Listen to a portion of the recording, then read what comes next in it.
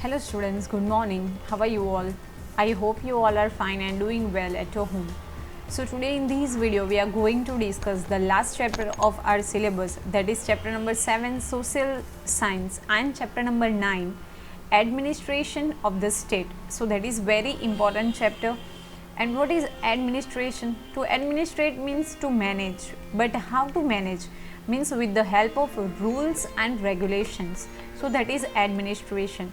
And how it is possible to administrate of a particular state, okay, that we are going to discuss in this chapter. We have already discussed about the government, okay, we have already discussed about the government, and you have already learned in standard 6 also that we have the different types of government, and in India we have the democratic government.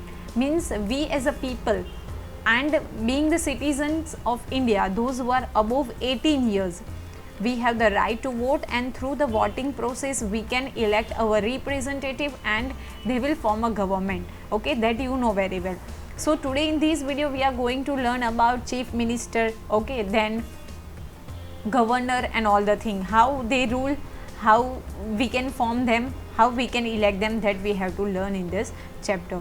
So we have already learned that the administration of our country functions at 3 levels: local level, state level and central level. That we have already discussed in the 6th standard also, that we have 3 levels government. One, that is central government, or we can say union government. Then we have the state government, and then we have local government, right? So for central and union government, you know very well that government is in New Delhi. Then if we are talking about particular state, so I am talking about Gujarat state. So we have the Gujarat government and it is in Gandhinagar, right?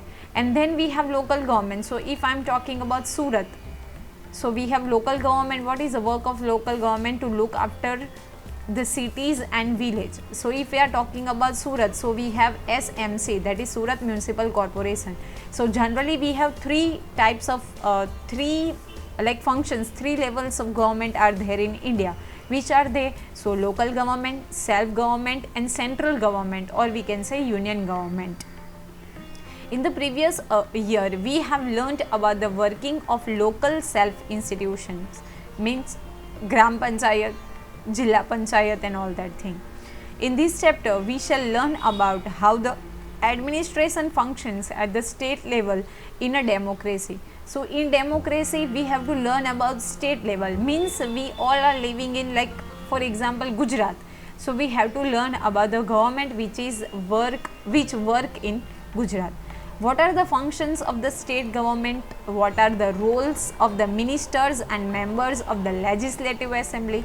How do people put forward their questions and ideas to the government? How do they ask for the fulfillment of their demands? Okay, that we have to learn in this chapter. Which topics we have to learn? What are the functions of the state government? तो हमने बात की कि we are living in Gujarat, so we have the Gujarat government. So what are the functions, मतलब उनके कौन कौन से वर्क्स है? What are the roles of the ministers?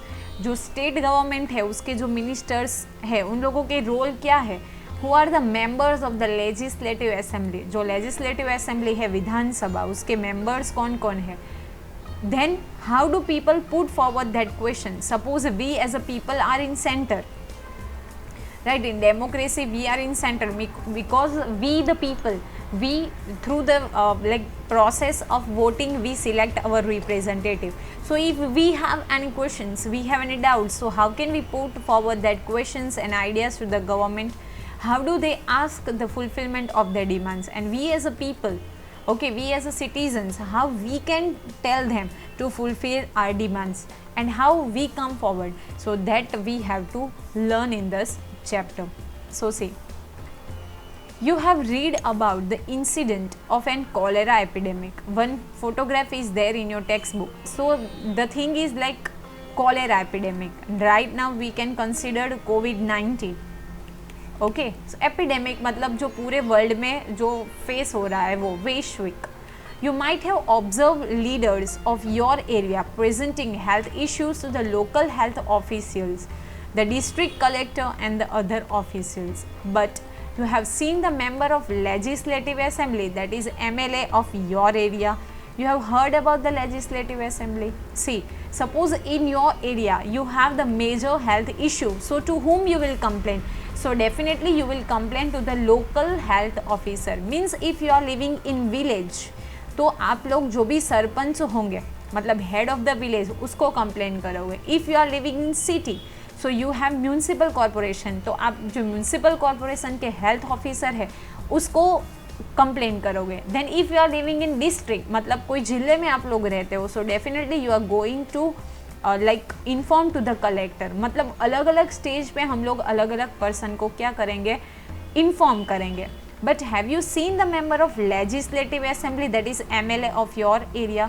मतलब आपके एरिया में से एक ऐसा रिप्रेजेंटेटिव जो MLA मतलब मेंबर ऑफ लेजिस्लेटिव असेंबली मतलब जो विधानसभा है वहाँ पे सिलेक्ट हुआ है, that is in Gandhinagar if you are talking about Gujarat. तो हमारे एरिया का मेंबर ऑफ लेजिस्लेटिव असेंबली कौन है वो आपको पता है.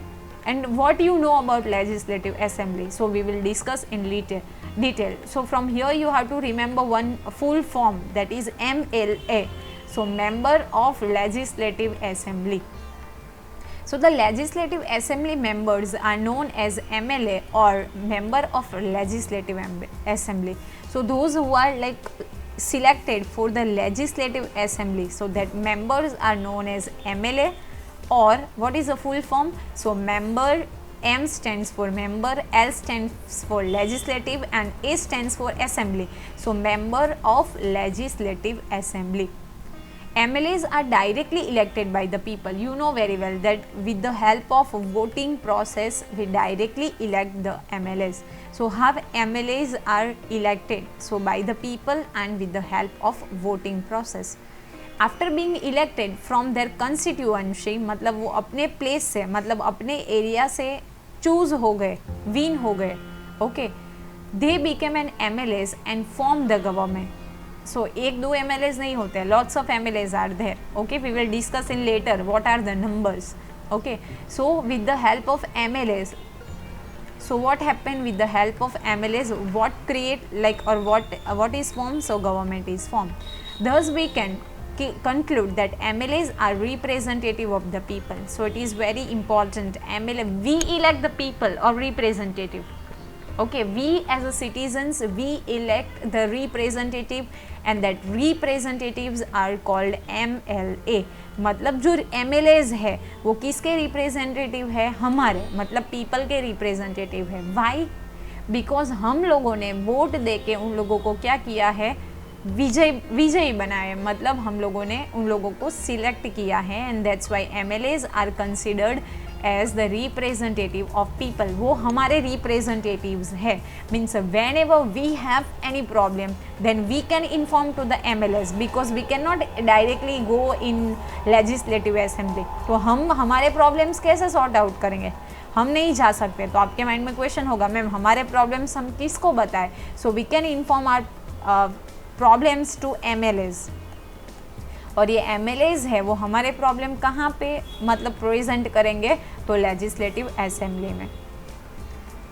All the states of India has a legislative assembly. So सारे स्टेट्स जो है इंडिया के सो कंपलसरी वहाँ पे लेजिस्लेटिव असेंबली है. Each state is divided into different constituencies. मतलब अलग अलग एरियाज में डिवाइड होता है. From each constituency मतलब from each area one representative is elected by people. Means of a particular one area people choose one MLA or we can say one representative. So how these seats are like formed. So see, the number of seats in the legislative differs from state to state and it is decided on the basis of population. हर एक state की जो legislative assembly है वहाँ पे different seats है. And how this seats are decided, so it is decided on the basis of population. और गुजरात की है वो 182 सीट्स आर थे, राइट. तो जो पॉपुलेशन है उसके हिसाब से गवर्नमेंट डिसाइड करती है that in a particular legislative assembly of a seats how many members will like take part in that. So it is on the basis of population, right. Elections are held every 5 years. So you know very well. Okay, after 5 years, definitely the party will change. so it is held after every 5 years. Candidates can either represent a particular party or stand for the election as an independent candidate. Now two choices are there. कोई एक candidate है जिसको interest है कि वो election में part लेना चाहता है, so either he can represent the particular party. For example we have BJP and Congress and like that. तो एक्स नाम का पर्सन है, उसको अगर कोई पार्टी को रिप्रेजेंट करता है, मतलब जो पार्टी उसको सिलेक्ट करके टिकट देती है, सपोज यहाँ पे ABC पार्टी है, तो ABC पार्टी एक्स पर्सन को टिकट देगी, so definitely this x person is like present ABC party. पर अगर एक्स पर्सन को अपने आप को खुद को प्रेजेंट करना है तो he can also elect like stand in election as a independent candidate, right. तो अगर वो एक पार्टी को भी प्रेजेंट कर सकता है, या तो अगर ऐसा हो उसको लगे कि नहीं मुझे पर्टिकुलरली इंडिपेंडेंट कैंडिडेट से इलेक्शन में जाना है, so he can. The MLAs can belong to the different parties. You know very well, जो पार्टीज़ है उसको अलग अलग पार्टीज़ को बिलोंग करेंगे. The Legislative Assembly of Gujarat has 182 seats. I already told to you, and that is of the total population. Total population के हिसाब से वो लोग elect करते हैं. So how many seats are there in Legislative Assembly as far as Gujarat is concerned? So you have to remember there are 182 seats in the Legislative Assembly of Gujarat. Is situated in Gandhinagar, which is the capital. You know very well. From here, two questions are there, three questions are there, that how many members or how many seats are there in the Legislative Assembly of Gujarat. So there are 182 seats. Where this Legislative Assembly is situated? So it is situated in Gandhinagar, the capital of Gujarat. Okay, and how these 182 seats form? So it is formed according to the total population of a particular seat. The Legislative Assembly meets in the Vittalbhai Patel Vidhan Sabha Grih. You have here the photograph. So it is also very important. यहाँ से question हो सकता है. What is the name of the Legislative Assembly of Gujarat? So the name is Vittalbhai Patel Bhavan. You can see here Vittalbhai Patel Bhavan, Gujarat Vidhan Sabha means Gujarat Legislative Assembly. Legislative Assembly का गुजराती क्या होता है? Vidhan Sabha. Okay, and what is the name? So Vittalbhai Patel Bhavan and Gujarat Vidhan Sabha means Gujarat Legislative Assembly of Gujarat. And how many seats are there? So 182 seats are there. Where is this Vittalbhai Patel Bhavan or Gujarat Legislative Assembly is situated? So it is situated in Gandhinagar, the capital of Gujarat. Let us learn about how a minister or the chief minister is selected from among MLAs. Now that we know very well that we have 182 seats. Okay, it is called legislative assemblies. In legislative assembly MLAs are there. So MLAs में से कोई minister बनता है और एक chief minister मतलब जो state का फर्स्ट पर्सन मतलब स्टेट को रूल करने वाला chief minister means if I am talking about Gujarat. So right now we have mister Rupani. Okay, mister Vijay bhai Rupani. तो उनकी कैसे उनको सिलेक्ट किया जाता है that we have to see. The party which has the largest member of MLAs और gains a majority with the support of other parties and और independent candidates form the government. कौन गवर्नमेंट फॉर्म करेगा? तो largest number of MLAs जिसको क्या मिली होगी? Majority मिली होगी. अभी two conditions are there because I have already told to you कि कोई एक कैंडिडेट है वो टू वे से इलेक्शन में पार्ट ले सकता है. Rather he can represent party और rather he can represent himself. तो अगर वो पार्टी को बिलोंग करता है तो वो पार्टी को मेजोरिटी मिली है, या तो फिर वो अपने आप को प्रेजेंट करता है तो उसको मेजोरिटी मिली है. So here it is written that majority with the support of other parties और अदर पार्टीज़ के सपोर्ट्स, या तो फिर इंडिपेंडेंट कैंडिडेट है उसको मेजोरिटी मिली है. So they will form the government. In short जो पार्टी को या तो जो MLA को मेजोरिटी सपोर्ट मतलब मेजोरिटी ऑफ वोट्स मिले हैं they can form the government. Clear? Majority मतलब सबसे ज़्यादा वोट्स मिले हैं वो. The governor appoints the leader of the majority party as the chief minister. So very important, who elect the chief minister or who will select the chief minister? So the governor. And government is considered as the first person of the state. First person of the state. Right. And if we are talking about country, तो first person कौन बनेंगे? President. You have to inform me the name of the president and name of the governor of Gujarat in the comment box, okay, as well as the name of chief minister that I already told to Mr. Rupani. So you have to inform me the name of the president and name of the governor of Gujarat in the comment box. He or she is invited to form the council of minister. मतलब जो majority party के leader को maximum vote मिले हैं उसको governor क्या बनाएंगे? Chief minister बनाएंगे। एंड ही और she is invited to form the council of minister. Means ये जो चीफ मिनिस्टर है वो अपने काउंसिल्स ऑफ मिनिस्टर बनाएंगे, मतलब अब उन लोगों का एक कैबिनेट मिशन जो है, कैबिनेट है, वो फॉर्म करेंगे। उसमें कौन कौन से होंगे? सो काउंसिल्स ऑफ मिनिस्टर, मतलब who will form the council of minister? So the chief minister will form the council of minister. And who appoints the chief minister? So the governor appoints the chief minister. वो किससे होगा? Chief minister किसको belong करता होगा? तो majority party को, जिसको maximum votes मिले हैं उन लोगों को। The party that forms the government is known as the ruling party, while the other party forms the opposition. So that is also very important.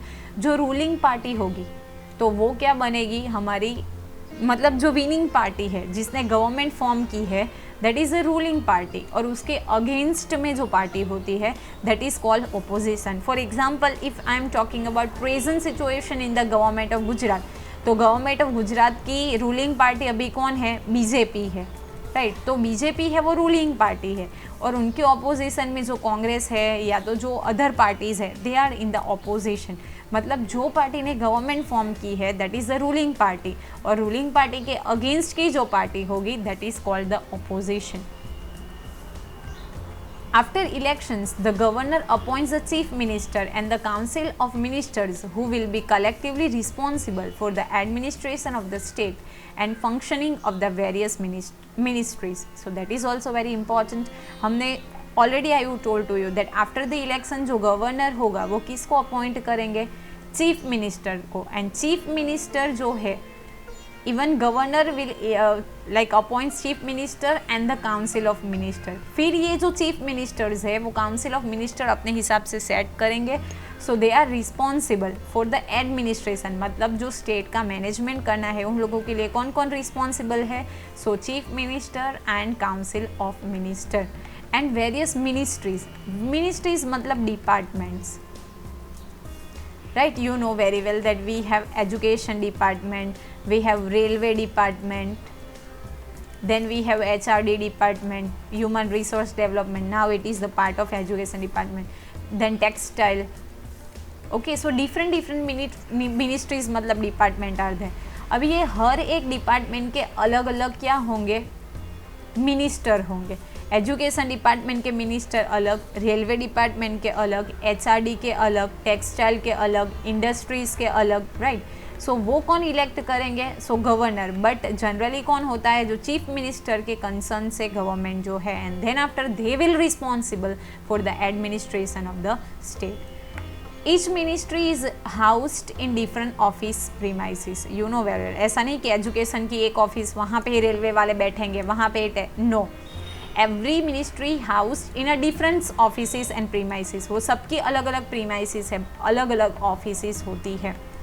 The legislative assembly is the place where all the MLAs belonging to both the ruling party and the opposition assemble for discussions, जिसको हम बोलेंगे right now if you know, तो जो भी monsoon का session है वो अभी मिला, ओके। तो legislative assembly it is not like that कि जो मेजोरिटी पार्टी है, मतलब जो रूलिंग पार्टी है वो ही मेंबर लेजिस्लेटिव असेंबली में रहेगी। No, all the members of legislative assembly, that is MLAs of both the parties, means a ruling party and even opposition party, they can assemble होना मतलब together होना for the discussion। तो जो भी legislative assembly है वहाँ पे कौन कौन होंगे? तो सारे MLAs means of ruling party as well as the opposition party, and whenever it is required for discussions so they will meet, okay। और यहाँ पे कौन सी डिस्कशन होगी? जो पीपल के रिलेटेड जो भी स्कीम बनानी है, प्रॉब्लम्स है, so that discussions will be there। Many MLAs have dual responsibility as an MLA and as an minister, so that is also very important. अगर आप MLA बने so sometimes you have two kinds of responsibility. एक आप MLA तो हो ही, मतलब representative of people, but साथ में आपको कोई मिनिस्ट्री के मिनिस्टर भी बनाए जाते हैं. Means you have two responsibilities, एक रिप्रेजेंटेटिव ऑफ पीपल एंड दूसरे आप मिनिस्टर. सपोज आपको एजुकेशन मिनिस्टर बनाया तो आप रिप्रेजेंटेटिव ऑफ पीपल तो हो ही, मतलब MLA तो हो, साथ में एक मिनिस्टर भी हो. किसके minister? So education minister. The other organ of the state government is an executive which comprise of the governor, the chief minister and the council of minister. Okay, और एक होता है एग्जीक्यूटिव. एग्जीक्यूटिव करना मतलब apply करवाना. तो उसमें कौन कौन से, हाउ मेनी पीपल और who are there?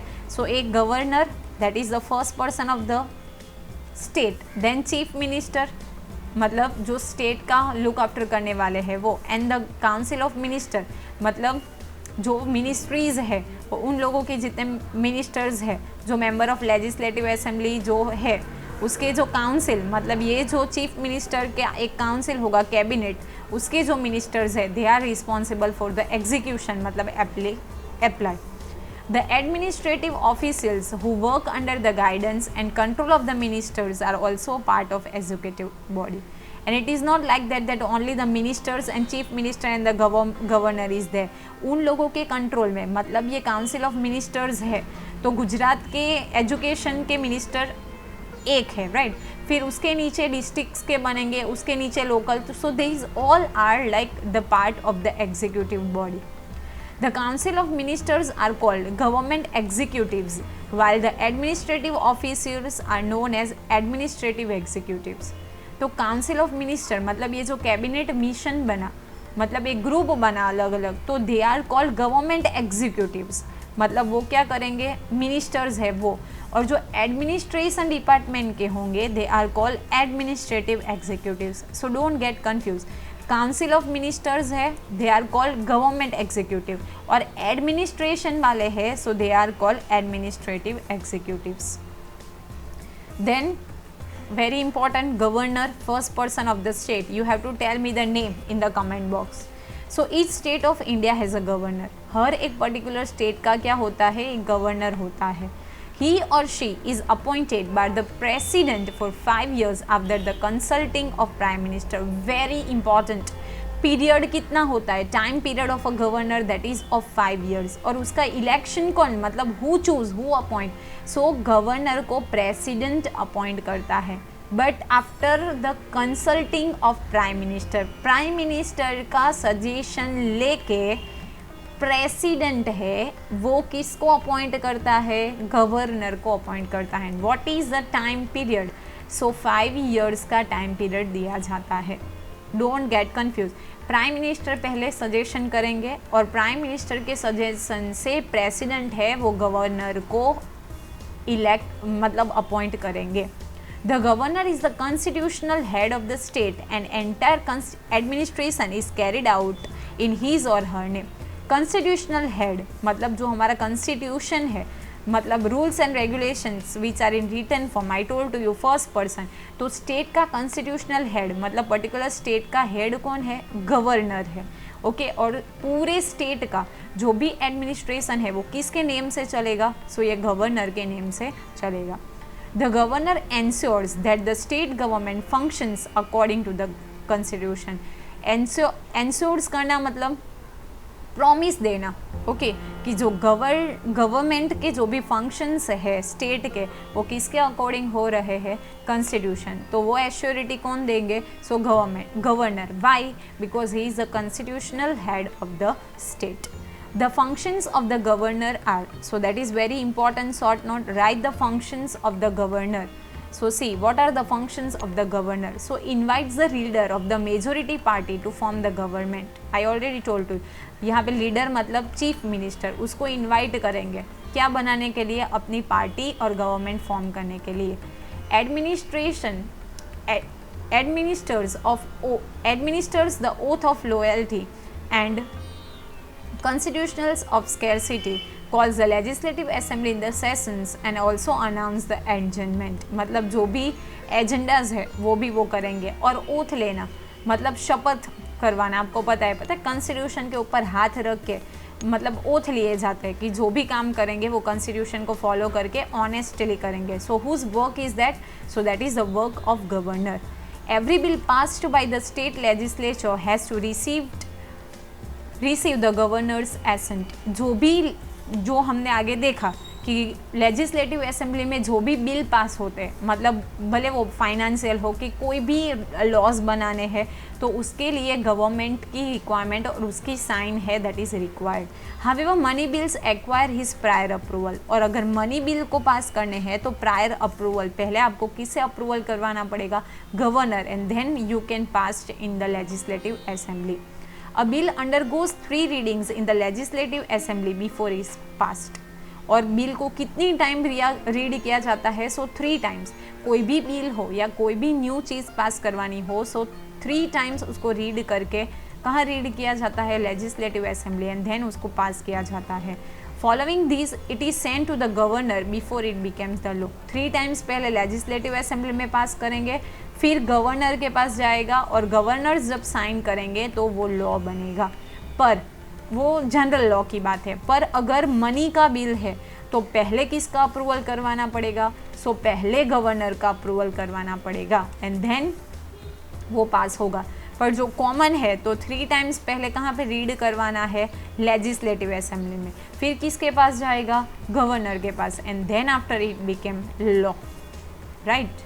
So these are the functions of the governor.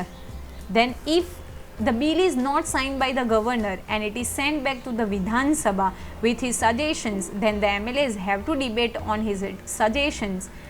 The received bill is not sent back to the governor for his signature. Very important. अगर 3 टाइम रीड कर दिया फिर उसके बाद governor को भेजा, but governor को लगा कि ये ठीक नहीं है, and if he will send back Vidhan Sabha मतलब लेजिस्लेटिव असेंबली में वो भेजेंगे, तो कंपलसरी एमएलएस को उसके ऊपर डिबेट करके जो सजेशंस दिए हैं they have to work on it. They can not send back it again to the governor for his signature. वो बाई फोर्स करके भेजेंगे नहीं कि हमने भेजा है आप साइन कर दो। No, compulsory the MLAs have to debate on his suggestions.